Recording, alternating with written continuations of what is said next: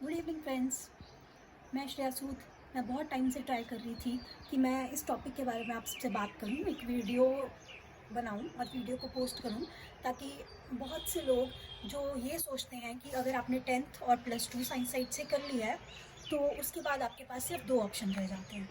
बहुत से लोगों को, इनफैक्ट जब मैं भी 10th पास की थी तो मुझे भी लगता था कि अब मैंने साइंस ले ली है, अब मैंने बायो पढ़ ली है, तो अब मेरे पास सिर्फ 2 ऑप्शन है, या तो मैं नीट क्रैक कर लूँ, डॉक्टर बन जाऊँ, या फिर उस अगर एनी हाउ ऐसा नहीं हो पाता है तो हम क्या करते हैं, जेबीटी ट्राई करते हैं, टीचिंग ट्राई करते हैं। नहीं हो पाता तो हम प्राइवेट टीचर लग जाते हैं, दैट्स इट। और उसके अलावा में नहीं हो पाता तो हम कंप्यूटर कोर्स कर लेते हैं, कंप्यूटर लाइन में चले जाते हैं। ठीक है।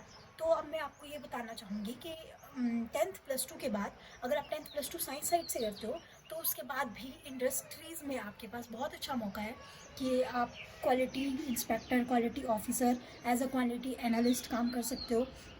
आप मैन्युफैक्चरिंग डिपार्टमेंट में भी एज अ ऑपरेटर, या फिर बहुत सारी जॉब्स होती हैं वहाँ पे काम कर सकते हो as a science student. But उसके लिए क्या होता है कि आपको साइंस साइड से पहले ग्रेजुएशन करनी होती है। लाइक आप बी फार्मा कर लो, आप एम फार्म कर लो, आप बीएससी कर लो, आप सिंपल बीएससी भी अगर करते हो केमिस्ट्री में तो आप उसको ऑप्ट कर सकते हो। तो मैंने खुद पहले +2 नेवा से करने के बाद, उसके बाद मैं यहाँ से गई थी तो मैंने कुरुक्षेत्र यूनिवर्सिटी से बीएससी की थी बायोटेक में। तो बायोटेक में बीएससी करने के बाद मुझे लगा कि क्यों ना एमएससी की जाए, तो मैंने फिर एमएससी कर ली। एमएससी करने के बाद जो मेरी प्लेसमेंट हुई उसके बाद मैंने एमएससी करने के बाद महर्षि मार्कंडेश्वर यूनिवर्सिटी से मास्टर्स करने के बाद मैंने जॉब की। तो 1 साल की ट्रेनिंग रहती है, तो उसमें हमें पोजीशन मिलती है ट्रेनिंग की। तो आप ट्रेनी हो 1 साल के लिए। 1 साल आपको पूरा सिखाया जाएगा कि इंडस्ट्री में क्या क्या होता है। इंडस्ट्री में सबसे पहले इंट्रोडक्शन, पूरी इंट्रोडक्शन होगी, कौन कौन से डिपार्टमेंट्स हैं। आप कुछ भी चीज़ बना रहे हो, जैसे कि जिस इंडस्ट्री में आप गए हो उसमें क्या बन रहा है। अगर उसमें बिस्किट बन रहा है, उसमें फार्मा बन रहा है, आप फूड इंडस्ट्री में गए हो, आप फार्मास्यूटिकल इंडस्ट्री में हो, आप कॉस्मेटिक इंडस्ट्री में हो, उसमें क्या चीज़ बन रही है उसके बारे में आपको पूरी नॉलेज दी जाती है। वहाँ पे कितने डिपार्टमेंट है, हर डिपार्टमेंट में क्या हो रहा है, क्या आपका रोल है, उसके बारे में बताया जाता है। तो मैंने जैसे पहले कॉस्मेटिक्स में 1 साल का जॉब किया है। तो कॉस्मेटिक में क्या होता है, वैसे होता तो सब इंडस्ट्री में सेम ही है, डिपार्टमेंट सब जगह सेम ही होते हैं। तो सबसे पहले मैं आपको सीधा सीधा शॉर्ट में बताना चाहूँगी कि क्या रहता है कि सबसे पहले कुछ भी प्रोडक्ट बनाने के लिए रॉ मटेरियल आता है। रॉ मटेरियल आता है, बिना रॉ मटेरियल के तो कुछ भी प्रोडक्ट बनेगा नहीं।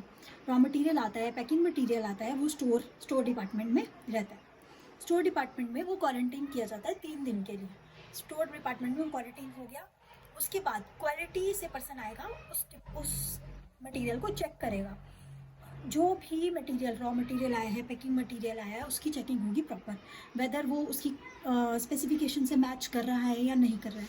क्वालिटी पर्सन के पास इतना ज़्यादा पावर होती है कि वो उसी टाइम चीज़ों को रिजेक्ट कर सकता है और उसी टाइम चीज़ों को सिलेक्ट कर सकता है। सारी चीज़ें क्वालिटी पर्सन के हाथ में होती है। तो ऐसा है कि क्वालिटी मेन होती है हर इंडस्ट्री में।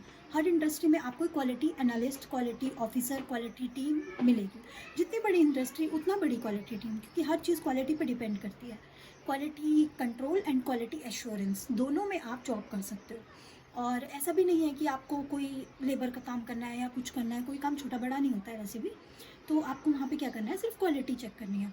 कोई भी आप देखते हो, कोई क्रीम लेते हो आप, या फिर दवाई ही लेते हो, तो दवाई में भी पैकिंग अलग अलग आती है। कोई एलू पैकिंग होती है एलुमिनियम की, कोई ब्लिस्टर होता है, तो उसकी भी पैकिंग होती है, चेकिंग होती है। वो सब आपने देखना है। इन प्रोसेस जो प्रोडक्शन में चल रहा है, पैक हो रहा है, वो लेबर वाले तो पढ़े लिखे नहीं है, आपको वो चेक करना है। तो आप IPQC IPQA में भी जॉब कर सकते हो, in process quality control, in process quality assurance, आप उसमें भी जॉब कर सकते हो। उसके अलावा प्रोडक्शन जो पैकिंग हो रही है उसमें प्रोडक्शन इंचार्ज, प्रोडक्शन मैनेजर, मतलब आपको प्रोडक्शन देनी है, आपको लेबर से काम लेना है, आपको उनको प्यार से समझाना है, उनसे काम लेना है और उसका डाटा मैनेज करना है। आप वो सब भी कर सकते हो। तो बस मेरा यही था कि आप अगर आपसे नीट नहीं हो रहा है, अगर आपसे जेबीटी नहीं हो रही, आपका मन नहीं है कि कुछ और ऑप्ट करना है हमने, तो फिर आप इंडस्ट्रीज़ में भी आ सकते हो। इंडस्ट्रीज़ में सैलरी का भी ऐसा कुछ नहीं रहता है, 9500 स्टार्टिंग अभी जो बेसिक है वो है।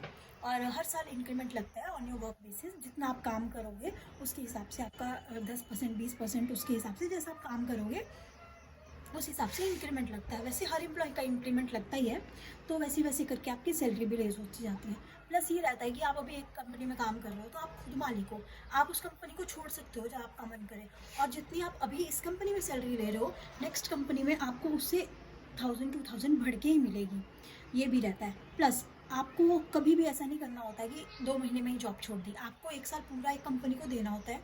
1 साल जॉब करने के बाद आप एक्सपीरियंस गेन करो, कंपनीज चेंज करते रहो, इससे आपकी भी ग्रोथ होती रहती है, आपकी सैलरी भी अच्छी होती रहती है, प्लस आपका पर्सनैलिटी डेवलपमेंट भी होता रहता है।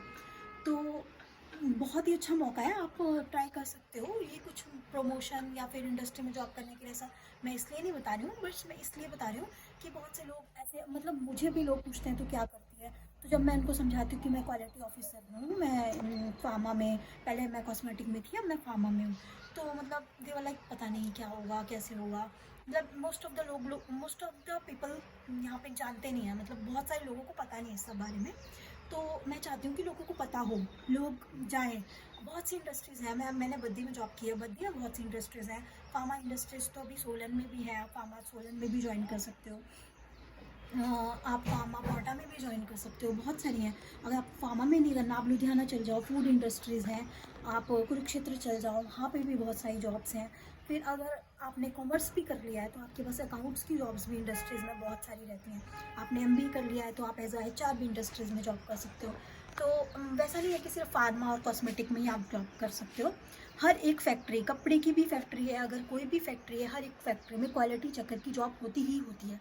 आप आज ही सर्च करना, jobs in QC department, job in QA department, quality control and quality assurance. तो और सबसे बड़ी चीज़ ये होती है कि एक कंपनी में, एक इंडस्ट्री में सबसे ज़्यादा जितनी इज्जत क्वालिटी ऑफिसर को मिलती है उतनी कभी किसी को नहीं मिलती, क्योंकि मटेरियल आना और जाना सब क्वालिटी के हाथ में होता है। अगर क्वालिटी पर्सन ने रिजेक्ट कर दी कोई चीज़ तो फिर वो मालिक भी नहीं रोक सकता है। क्वालिटी पर्सन ने रिजेक्ट कर दी तो मतलब वो रिजेक्टेड है, वो माल यहाँ नहीं बनेगा, उस रॉ मटेरियल से कोई माल नहीं बनेगा, उस पैकिंग मटेरियल से कोई पैकिंग नहीं होगी।